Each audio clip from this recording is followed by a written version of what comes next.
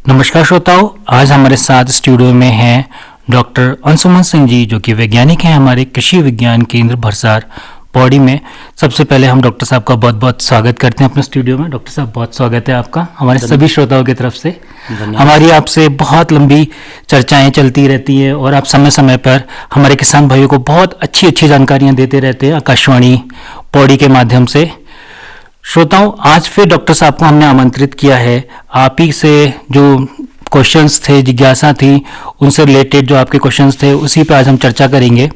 जैविक खेती के विषय में डॉक्टर साहब से जानेंगे जैविक खेती क्या है, कैसे की जा सकती है और इसके क्या क्या बेनिफिट्स हैं, कैसे कर सकते हैं, बहुत सारी चीज़ें हम जानेंगे। डॉक्टर साहब, तो सबसे पहले हम शुरुआत करते हैं अपने पहले ही प्रश्न से कि जैविक खेती क्या है। हमारे किसान भाइयों को थोड़ा विस्तार से समझाएं कि जैविक खेती क्या है, किस चीज़ को जैविक खेती कहते हैं। आज की जो वार्ता है, वार्ता का जो मुख्य विषय है वह है ऑर्गेनिक फार्मिंग। जी जी। तो जो भी हमारे किसान भाई, बागवान भाई और हमारे श्रोतागण आज जिस कार्यक्रम को सुन रहे हैं, इस वार्ता को सुन रहे हैं, सर्वप्रथम तो आप सभी को मेरा नमस्कार। और जो हमारा आज का विषय है वो है ऑर्गेनिक फार्मिंग। जी जी। जैसा कि सर ने पूछा कि जैविक खेती क्या है, तो हमारे जो काश्तकार भाई हैं वो जैविक खेती आज से नहीं, काफ़ी पुराने वर्षों से करते चले आ रहे हैं। बीच में कुछ बदलाव हुए हैं, उसके सापेक्ष आज हम जो वार्ता में उपस्थित हुए हैं, हम बात करेंगे सर से। तो जो जैविक खेती है वो मुख्यतः जीवों पर आधारित खेती, जिसमें प्रकृति एवं पर्यावरण के बीच संतुलन बनाए रखते हुए खेती की जाती है। तो जैविक खेती को हम सजीव खेती, गाय आधारित खेती, देसी खेती, प्राकृतिक खेती या नेचुरल फार्मिंग या विष मुक्त खेती आदि नामों से भी जानते हैं जी। और जैविक खेती के अंतर्गत रासायनिक खादों एवं कीटनाशकों का उपयोग न करके खेत में गौ आधारित उत्पाद जैसे बीजामृत, जीवामृत, घन जीवामृत, गोबर की सड़ी खाद जिसको हम FIM के नाम से जानते हैं, farmyard manure, compost, vermicompost, जीवाणु खादें, फसल अवशेष, हरी खादें, फसल चक्र अपनाकर प्रकृति में उपलब्ध खनिजों द्वारा पौधों को पोषक तत्व दिए जाते हैं, वो जैविक खेती कहलाती है। जी जी। डॉक्टर साहब, आपने बहुत अच्छी जानकारी दी हमारे सभी किसान भाइयों को कि जैविक खेती क्या है। बहुत अच्छे से आपने समझाया जीवों के द्वारा जो खेती। तो जैविक खेती की आवश्यकता क्यों पड़ी डॉक्टर साहब, इसकी क्या जरूरत है, हमारे किसान भाई क्यों करें ये जैविक खेती? आज के वर्तमान समय में जैविक खेती की ओर हम अगर पुनः उन्मुख हो रहे हैं तो उसका सबसे बड़ा जो कारण है वो आप देख रहे हैं, वर्तमान समय में कई प्रकार की जो है शारीरिक बीमारियां हैं, मानव स्वास्थ्य के लिए जो हानिकारक है, पर्यावरण प्रदूषण हो रहा है और मृदा भी हमारी प्रदूषित हो रही है। तो अगर हम थोड़ा कुछ दशक पहले की बात करते हैं कि जैसे देश की आज़ादी के समय खेत में पैदावार कम होने से अनाज विदेशों से लाया जाता था। जी जी। लेकिन जनसंख्या में वृद्धि होने के साथ साथ अनाज की कमी होने लगी। फिर सन 1967-68 में हरित क्रांति का दौर चला, जिसमें आधुनिक तकनीकों, हाइब्रिड बीजों से देश में धरती सोना उगलने लगी। जी जी। Green revolution. ग्रीन रेवोल्यूशन में तथा अधिक अनाज एवं उपज प्राप्त करने के लिए हमने खेती में रासायनिक उर्वरकों, कीटनाशकों का अंधाधुंध उपयोग किया। जी जी। और देश की बढ़ती हुई जनसंख्या के लिए हम अनाज उत्पादन में आत्मनिर्भर हो गए। परंतु हम अनाज उत्पादन के क्षेत्र में आत्मनिर्भर तो हुए जी, परंतु कहीं ना कहीं हमने प्रकृति, पर्यावरण, मृदा एवं मानव स्वास्थ्य को दूषित किया। जी। अतः प्रकृति एवं पर्यावरण के बीच संतुलन हेतु हमें जैविक खेती करने की आज आवश्यकता पड़ी है, जिस पर केंद्र एवं राज्य सरकार काफ़ी जोर दे रही है। जो हमारे कृषि वैज्ञानिक हैं, भारतीय अनुसंधान संस्थान और जो भी हमारे कृषि के अनुसंधान संस्थान हैं पूरे देश में, समस्त संस्थानों के वैज्ञानिकों, कृषि विज्ञान केंद्र के वैज्ञानिकों, सारे जो भी वैज्ञानिक और विशेषज्ञ हैं, उनका यही प्रयास है कि हमको पुनः जो है जैविक खेती पे जाना पड़ेगा, क्योंकि हमने रासायनिक खेती में जो भी कीटनाशक, रोगनाशक रसायनों का प्रयोग किया है तो उनसे जो है पर्यावरण दूषित हुआ है, मानव का स्वास्थ्य भी काफ़ी दूषित हुआ है और मृदा का स्वास्थ्य दूषित हुआ है, जिससे धीरे धीरे जो है हमारी मिट्टी की उर्वरा शक्ति क्षीण होती चली गई है। तो आज के समय में वर्तमान में हमें जैविक खेती करने की नितांत आवश्यकता है। इसके लिए केंद्र एवं राज्य सरकार समय समय पर कई कार्यक्रम भी कराए जा रहे हैं। वर्कशॉप हो रही हैं, जो कार्यशालाएं हो रही, सेमिनार हो रहे हैं, उसके माध्यम से जो है किसानों को जागरूक किया जा रहा है। और आज का भी जो विषय है वो ऑर्गेनिक फार्मिंग है कि जैविक खेती हम किस प्रकार से करें ताकि पर्यावरण, मानव स्वास्थ्य और मृदा स्वास्थ्य को संतुलन बनाए रखें और जो भी बीमारियां हैं उन पर नियंत्रण किया जा सके। जी जी, डॉक्टर साहब ने बहुत अच्छी जानकारी दी हमारे सभी किसान भाइयों के लिए। आपने बहुत अच्छे से समझाया कि जैविक खेती की आवश्यकता क्यों है, क्योंकि हमारे जो बताया मानव शरीर है, सारी चीज़ हम बीमार हो चुके हैं, बीमारियां बहुत ज़्यादा हो रही बिल्कुल, है बिल्कुल। क्योंकि पेस्टिसाइड का उपयोग बहुत ज़्यादा हो चुका है, एक लिमिट से ज़्यादा हो चुका है। किसान भाई क्योंकि जो भी है अच्छी पैदावार चाहने के लिए फर्टिलाइजर्स, पेस्टिसाइड, इंसेक्टिसाइड बहुत ज़्यादा यूज़ कर रहे हैं और वो हर लेवल पे इम्पैक्ट उनका बढ़ता जा रहा है। बिल्कुल। जी जी, तो डॉक्टर साहब आपने बहुत अच्छी जानकारी दी। इसके साथ साथ हम पूछना चाहेंगे जैविक खेती का आधार क्या है तथा इसके उद्देश्य क्या है? अच्छा, देखिए जैविक खेती जो हमारा है, उसकी जैविक खेती का जो मुख्य आधार है वो हमारी है देसी गाय। जी। और उस गाय से जो उत्पाद हम तैयार करेंगे वही हमारी जो है जैविक खेती के आधार हैं। उसमें जैसे गौमूत्र हो गया, गोबर हो गया और जो दूध हो गया और घी हो गया और छाछ हो गई। जी जी, ये हमारे जो है गौ उत्पाद हैं जो जिनसे हम जो है और भी जो उत्पाद बनाएंगे उसको हम अपने जैविक खेती में प्रयोग करेंगे। उसमें सबसे पहला है बीजामृत, जिससे कि जो हम फसलों के जो हमारे बीज हैं जब हम बुआई करते हैं उससे पूर्व जब हम सीड ट्रीटमेंट करते हैं, बीजों का उपचार करते हैं, तो उसको रसायनों द्वारा, केमिकल द्वारा ना करके हम बीजामृत से बीजों का उपचार करके बोएंगे। तो पहला बीजामृत हो गया, फिर जीवामृत हो गया, फिर घन जीवामृत हो गया। जी जी। और उसके साथ ही गोबर की सड़ी खाद, कंपोस्ट, जो हमारी सब्जियों के छिलके और जो भी वनस्पतियां हैं उनको जो है हम एक गड्ढा करके उसमें अच्छे से कंपोस्ट तैयार करते हैं। जब वो पूरी तरह से डिकम्पोज हो जाती है तो उसका उपयोग करते हैं। तो कंपोस्ट के साथ साथ में वर्मी कंपोस्ट का भी प्रयोग करना है जैविक खादों के रूप में। और उसमें आती है हरी खाद। हरी खाद के रूप में हम क्या कर सकते हैं कि जैसे ढैंचा और सनई है उसको हम जो है बुआई करते हैं और फिर मिट्टी में ही उसको हम पलट देते हैं, उससे जो है हमारे खेत की उर्वरा शक्ति बढ़ती है। तो हरी खादों का भी प्रयोग करना है। मटका खाद हो गई। अंतःकर्षण क्रियाएं, अंतःकर्षण क्रियाएं करनी है। अंतःकर्षण क्रियाओं से आशय यह है कि हमको अपने खेत की गर्मियों में जुताई अवश्य करनी है। जब हमारा खेत खाली होता है थोड़े दिन के लिए तो उस समय हमें अपने खेत की जुताई करनी है ताकि जो आपके हानिकारक जीवाणु हैं तेज धूप की रोशनी में, जब 40-45 डिग्री टेम्परेचर मई जून में होता है, जब हम उस समय जुताई कर देंगे तो वो हानिकारक जीवाणु मर जाते हैं। तो अंतःकर्षण क्रियाएं भी हमें करनी है और साथ ही साथ में मित्र कीटों का संरक्षण भी करना है। और मित्र कीटों के संरक्षण के साथ ही हमें फसल चक्र अपनाना अति आवश्यक है। हमने देखा है बहुतायत हमारे जो कृषक भाई हैं वो दो ही फसलें, धान या गेहूं या मंडुआ, झंगोरा, इस तरह की जो भी हमारी फसलें किसान भाई लेते हैं सब्जियां, तो वो लगातार वही सब्जी हर साल उगाते हैं। ऐसा आपको नहीं करना है।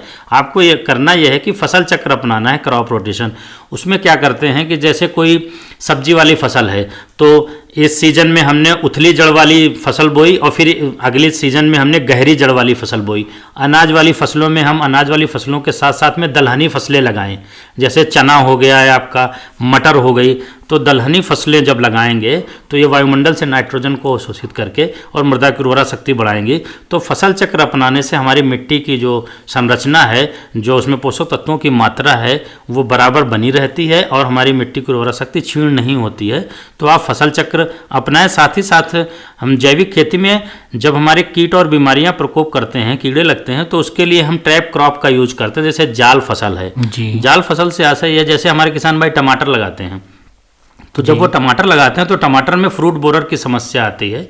तो जो फल छेदक कीड़ा होता है, तो जो भी काश्तकार भाई हैं उनको किसी भी रसायन का स्प्रे नहीं करना है जैविक खेती में। तो जब आप टमाटर के पौधे लगाएं तो उसके बीच में एक लाइन जो है आप गेंदे की लगा दें जी। तो उससे जो है वो जो ट्रैप क्रॉप लगाई हमने जाल फसल, उससे कहीं हद तक जो है आपके कीड़ों से अपनी फसल को आप बचा सकते हैं। ये तो हमने बात की जैविक खेती के आधार की। जी। अब हमारी जो जैविक खेती है उसके उद्देश्य क्या होंगे? जी। तो हमारी जो जैविक खेती है उसका पहला उद्देश्य है कि प्राकृतिक संसाधनों पर आधारित संबंधित खेती प्रणाली जो जलवायु परिवर्तन के नकारात्मक प्रभाव को कम कर सके। कम करे। आप देख रहे हैं इस समय ग्लोबल वार्मिंग हो रही है, उसको हम कम कर सकें। साथ ही साथ जैविक खेती प्रणाली को बढ़ावा दिया जाना चाहिए जिससे मृदा उर्वरता तथा प्राकृतिक संसाधनों को बचाया जा सके तथा पर्यावरण एवं मानव स्वास्थ्य की रक्षा हो सके। साथ ही साथ रसायन जो युक्त खेती इस समय हो रही है उसकी अपेक्षा हमें रसायन मुक्त खेती जिससे विष मुक्त उपज प्राप्त हो सके। जैसे आप बाजार में देख रहे होंगे इस समय जो भी हमारी अर्ली वैरायटी आती हैं गोभी की या फूल गोभी, पत्ता गोभी, जो भी क्रॉप्स हैं इस समय जो अर्ली आती हैं उसमें जो है रसायनों का और कीटनाशकों का प्रयोग बहुतायत मात्रा में होता है। तो वो कहीं ना कहीं हमारे स्वास्थ्य के लिए हानिकारक है, विभिन्न प्रकार की बीमारियों को हमारे शरीर में आ जाती हैं और मानव स्वास्थ्य के लिए बहुत ही हानिकारक है। साथ ही साथ कृषि लागत को कम करना तथा टिकाऊ उत्पादन प्राप्त करना है जिससे कृषकों की आमदनी में वृद्धि हो सके और उसके साथ में ही पर्यावरण की सुरक्षा तथा आसान तकनीक को कृषक अपना सकें। क्लस्टर में भी हम खेती करने पे जोर दे रहे हैं क्योंकि जो है जो हमारी जैविक खेती में जब हमारा काश्तकार जैसे एक ब्लॉक में या एक गांव में 8 से 10 किसान अगर जैविक खेती करते हैं और जैविक खेती से जो उत्पादन होगा, हमारा जो उत्पाद होगा, चाहे वो अनाज हो, फल हो, सब्जी हो, तो उसका मार्केट रेट हमें अच्छा मिलेगा। तो जैविक खेती जो है क्लस्टर में करने पर जोर दिया जा रहा है और उसके साथ ही साथ कृषकों को कृषि उद्यमी बनाना ही मुख्य उद्देश्य हैं। ये हमारे जैविक खेती के कुछ मुख्य उद्देश्य हैं। जी डॉक्टर साहब, आपने बहुत ही अच्छे से हमारे किसान भाइयों को समझाया कि जैविक खेती क्या है, इसकी आवश्यकता क्यों है, इसके उद्देश्य क्या है। अब इन सारी बातों को सुनकर जाहिर सी बात है हमारे बहुत सारे किसान भाई जानना चाहेंगे कि किसान भाई जैविक खेती कैसे करें। तो प्लीज़ हमारे किसान भाइयों को थोड़ा समझाएं कृपया करके कि कैसे हमारे किसान भाई जैविक खेती शुरू कर सकते हैं। जैविक खेती में जो अभी बात हुई कि उनके मुख्य आधार क्या हैं, तो जैविक खेती में जो उसका मुख्य आधार है वो देसी गाय है। गौ आधारित जो उत्पाद हम बना सकते हैं। तो जैविक खेती में उपयोग होने वाले जो निवेश का जो अधिकांश भाग है वो कृषक स्वयं तैयार करके अपने खेत में उपयोग कर सकते हैं। तो कृषकों द्वारा किया गया निवेश गुणवत्ता युक्त होगा तथा कृषि लागत भी कम होगी। जैसे हमारे किसान भाई जो भी खेती करते हैं उसमें रसायन और फर्टिलाइजर का जो भी और इंसेक्टिव पेस्टिसाइड का कीटनाशक रोगनाशक दवाओं का प्रयोग करते हैं, इससे हमारी लागत बहुत ज़्यादा आती है। तो जब हम किसी भी खेती में या किसी भी व्यवसाय में हम लागत को कम कर देंगे तो हमारा आमदनी बढ़ जाएगी, जाहिर सी बात है। तो आप जो है जो कृषि में लागत है वो जब जैसे कम करेंगे आप वैसे ही आपका आमदनी बढ़ जाएगी। तो जैविक उपज का मूल्य भी हमें बाजार में अच्छा मिलता है। एक जो है आप फर्टिलाइजर से जो तैयार करते हैं फसलें, सब्जियां, उनकी अपेक्षा जब जैविक उत्पाद जाएगा तो उसका जो है हमें बाजार मूल्य भी अच्छा प्राप्त होगा।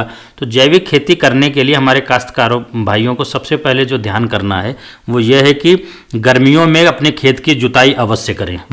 और दूसरा है फसल चक्र को अवश्य अपनाएं और खेत में हरी खादों का प्रयोग करें। जैसे सनई हो गई, ढैंचा हो गई, तो उसको जब आपका खेत खाली रहता है, ये फसलें 3 महीने की होती हैं, इनको आप बो करके और जब आपकी फसल तैयार हो तो उसको हरे रूप में ही खेत में जुताई कर देते हैं ताकि वो जब सड़ जाती है उसमें तो मिट्टी की उर्वरा शक्ति को बढ़ाती है। इस प्रकार से आप हरी खाद का प्रयोग अवश्य करें और गौ आधारित उत्पाद बनाएं।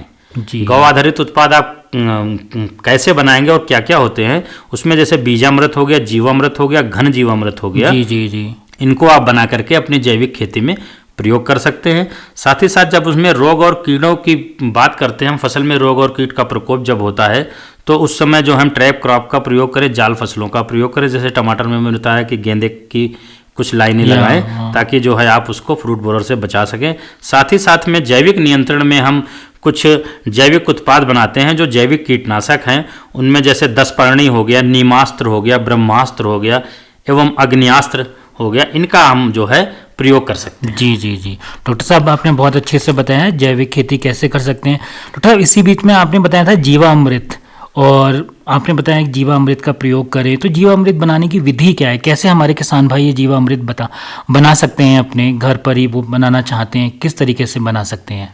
देखिए, जो भी हमारे काश्तकार भाई हैं, चाहे वो पर्वतीय क्षेत्र के हों या मैदानी क्षेत्र के हों, अब इस समय जो है जैविक खेती पर जब जोर दिया जा रहा है तो हमें जैविक खेती में सबसे पहले तो अपने देसी गाय होनी चाहिए और उसके साथ में जो हम देसी गाय के साथ में जो भी चीज़ें हम प्रयोग करेंगे, कि जैसे अभी सर ने पूछा कि भाई जीवामृत कैसे किसान बना सकते हैं अपने घर पर आसानी से। तो जीवामृत बनाने की विधि बहुत ही सरल है। जो भी काश्तकार भाई सुन रहे हैं वो इस पर ध्यान दें। जैसे हम जब जीवामृत बनाएंगे तो सबसे पहले लगभग 200 लीटर का एक ड्रम ले लें, आपके घर पे हो या बाजार से ले लें। एक 200 लीटर का ड्रम लेना है और लगभग उसमें 200 लीटर के ड्रम में लगभग 160 से 170 लीटर पानी भर दें।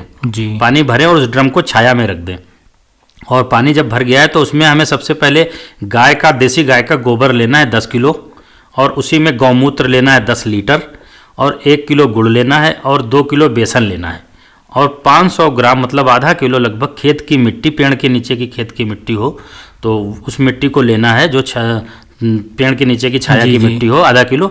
और इन सारी चीज़ों को ड्रम में डाल देना है, और ड्रम में डाल करके एक डंडे की सहायता से घड़ी की सुई की दिशा में प्रतिदिन जो है 5-5 मिनट 3 से 4 बार जो है उसको चलाते रहना है। जी जी। और जब ये घोल चलाते रहेंगे तो चलाने के बाद जब हम बंद करते हैं शाम को, तो उसमें जो हमारे यहाँ बोरा होता है, जो टाट का बोरा होता है जिसमें आलू वगैरह पैक किया जाता है, बोरे से जो है उसको हम ढक देंगे, उसका ड्रम को। हाँ, उसका मुंह ऊपर से ड्रम का बांध देंगे। और इस तरह जो है जैसे गर्मियों के सीजन में लगभग 5 दिन में ये जीवामृत बनकर तैयार हो जाता है, और सर्दियों में जो है लगभग जो है गर्मियों में तो 2 दिन में 2 से 3 दिन में तैयार होता है, मैक्सिमम 5 दिन लगता है। सर्दियों में थोड़ा सा समय ज़्यादा लगता है उसको फर्मेंटेशन होने में, तो वो 5 दिन से 1 सप्ताह तक समय ले लेगा। तो सर्दियों में जो है 5 से 1 सप्ताह का समय लेगा, 5 दिन से, और गर्मियों में 2 से 3 या 5 दिन में वो तैयार हो जाएगा। और जब आपका ये जीवामृत तैयार हो गया है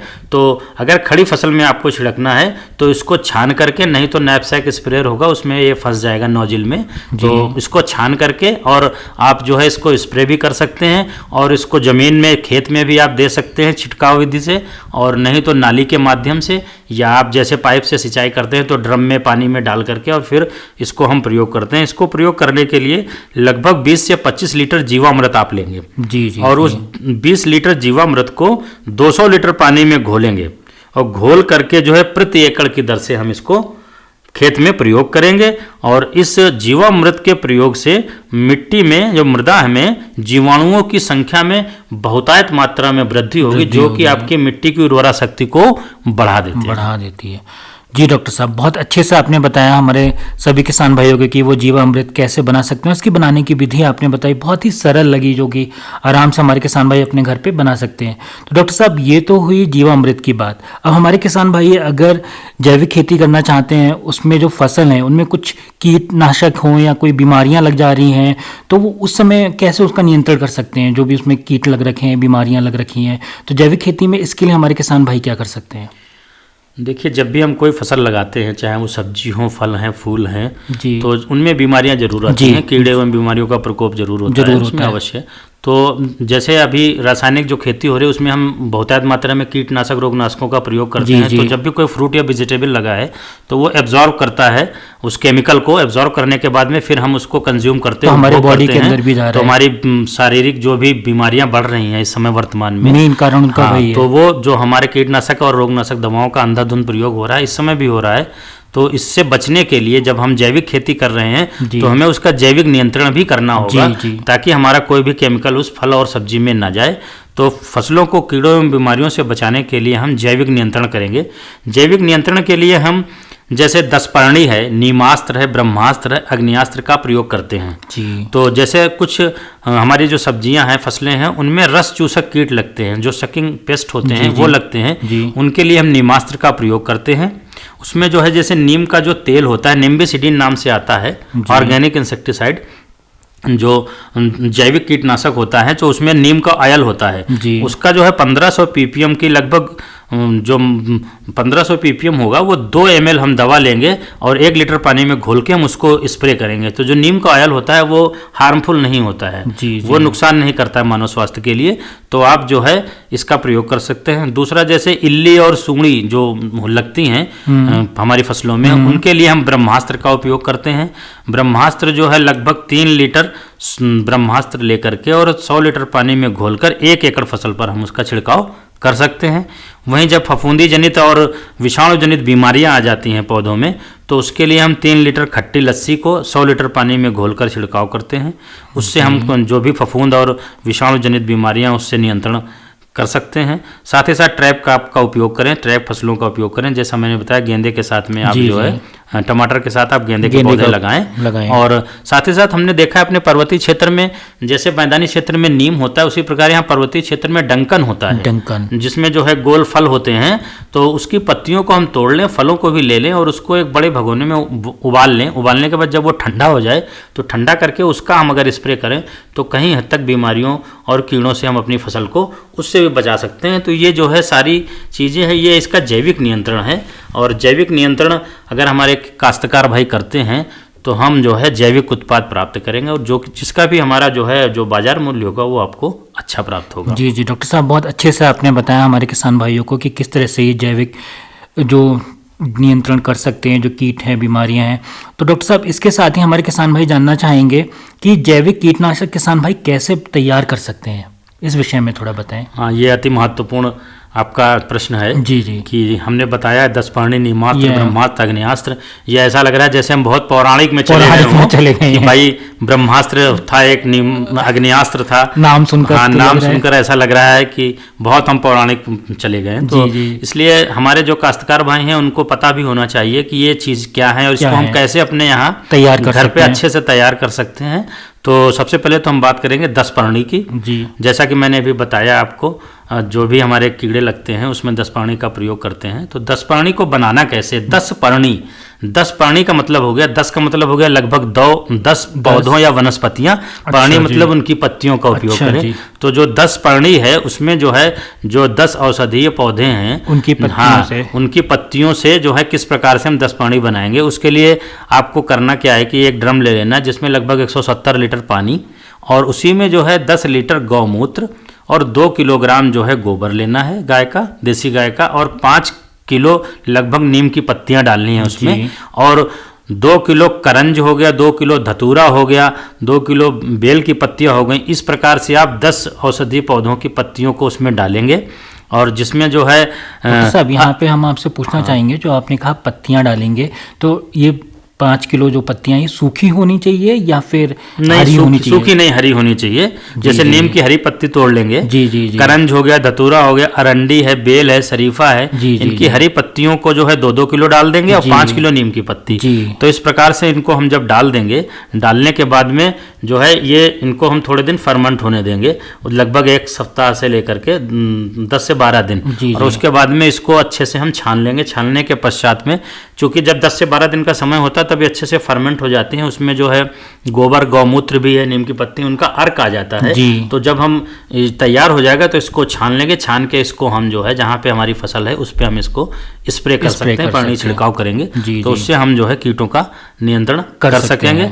दूसरा आता है नीमास्त्र। जैसे हमने भी बात की थी नीमास्त्र की। नीमास्त्र के लिए 5 किलोग्राम लगभग नीम की पत्ती लेने हैं, 100 लीटर पानी और 5 लीटर गौमूत्र और 1 किलो जो है गोबर लेना है। इन सबको मिला देना है। जैसे आपने 10 पर्णी तैयार किया वैसे इसको भी तैयार करते हैं। और उसके पश्चात में हम बात करेंगे ब्रह्मास्त्र की। ब्रह्मास्त्र में 10 लीटर गौमूत्र लेते हैं और 2 किलो लगभग नीम के पत्ते लेते हैं, 2 किलो करंज और अन्य पत्ते डालकर ब्रह्मास्त्र में हम एक काम करेंगे कि हमको इसको किसी बड़े भगोने में उबालना है, बॉयल करना है। और जब उसका अर्क आ जाएगा, ब्रह्मास्त्र बनाएंगे जब, तब अर्क आएगा उसको हम फिर छान लेंगे। छानने के बाद जब वो ठंडा हो जाए तब उसको प्रयोग करना है। गर्म पौधों पे नहीं डालना है। ठंडा करके फिर उसको किसी बोतल वगैरह में भर लेंगे।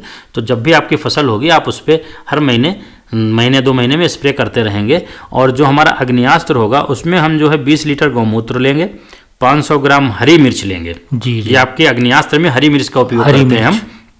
और 500 ग्राम लगभग आधा किलो लहसुन लेंगे।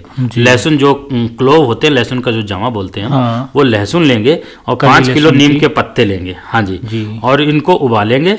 ठंडा होने के पश्चात जो है फिर इसको हम छान लेंगे अग्नियास्त्र को, और छानने के पश्चात तब हम अपनी फसल पर उपयोग करेंगे। साथ ही साथ हमारे किसान भाई ध्यान ये रखें कि हमको इंतजार नहीं करना है कि जब हमारा कीड़ा लगेगा या बीमारी लगेगी तब स्प्रे करना है। आपकी फसल चल रही है अच्छे से और उसमें फ्रूटिंग आ रही है तो उस समय भी जो है समय समय पे आप हर 15 दिन पे आप इसका अगर एक हल्का स्प्रे कर देंगे तो आप में कीड़ों एवं बीमारियों से आप अपनी फसल को बचा सकेंगे।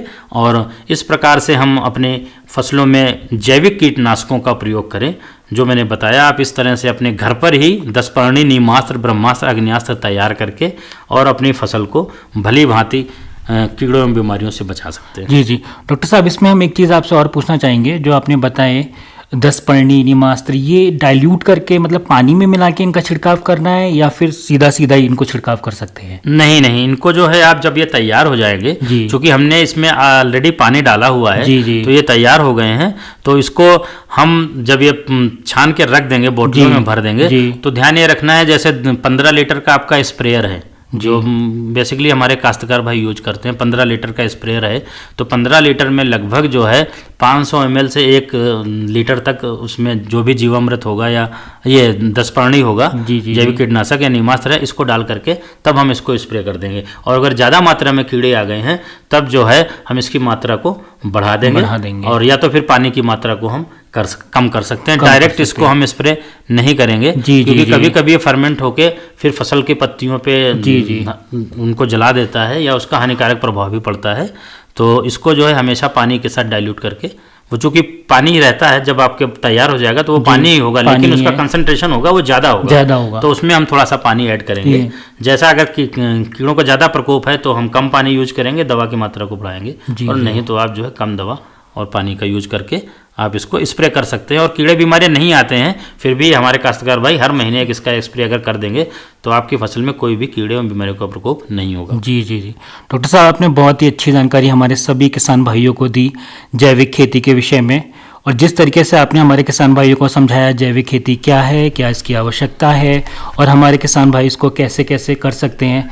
एक जाते जाते एक सवाल हम और पूछना चाहेंगे डॉक्टर साहब, हमने जीवामृत की बात कर ली थी, इसमें एक बीजा अमृत की भी आपने बात की थी, तो ये बीजा अमृत किस तरह से हमारे किसान भाई बना सकते हैं, इन्हें ये भी थोड़ा इसके विषय में भी थोड़ा बताएं।